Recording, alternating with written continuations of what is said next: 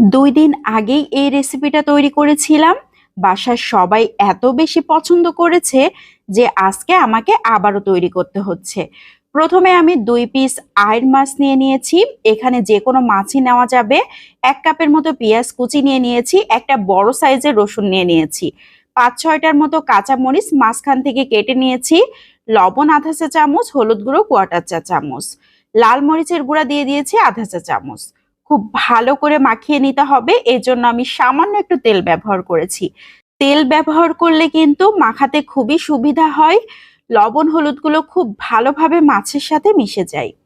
সবকিছুই আমি খুব ভালোভাবে মাখিয়ে নিচ্ছি, কিন্তু আমি আলাদা আলাদা করেই রাখছি। এভাবেই আমি সবকিছু গুছিয়ে নিয়েছি।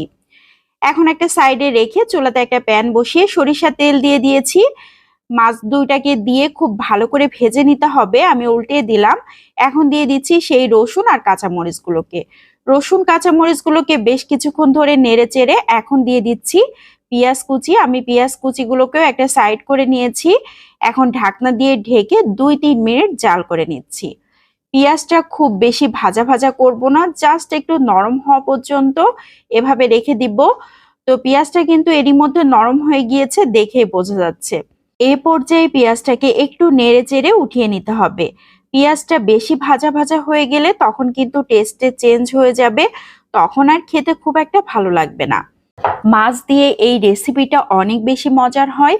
এখানে আমি তেমন কিছুই ব্যবহার করিনি, রসুন পেঁয়াজ কাঁচামরিচ আর মাছ। তবে এখানে কাটা কম হয়, এ ধরনের মাছ ব্যবহার করলে সব থেকে ভালো হবে।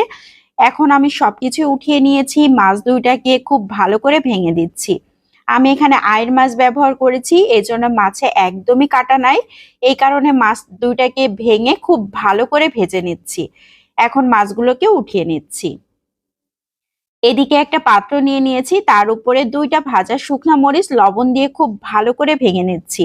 মরিচটা যে যেমন পছন্দ করেন সেভাবে দিতে পারেন। এখন রসুন আর কাঁচা মরিচগুলোকে নিয়ে নিয়েছি।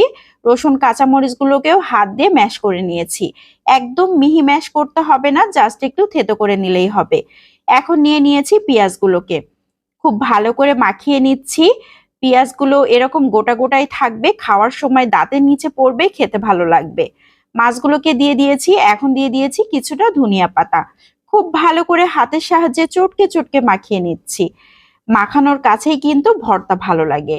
হাতের সাহায্যে ভর্তা না মাখালে ভর্তা একদমই জমে না। আমার মাছের ভর্তা একদম রেডি হয়ে গিয়েছে। এত মজার হয় এই ভর্তা খেতে, গরম গরম ভাতের সাথে তো অসাধারণ টেস্টি। এরকম একটা ভর্তা হলে আর কোনো কিছুই লাগে না। এক ভর্তা দিয়েই 1 প্লেট ভাত নিমিষেই শেষ। আজকের মতো বিদায় নিয়ে নিচ্ছি। আসসালামু আলাইকুম।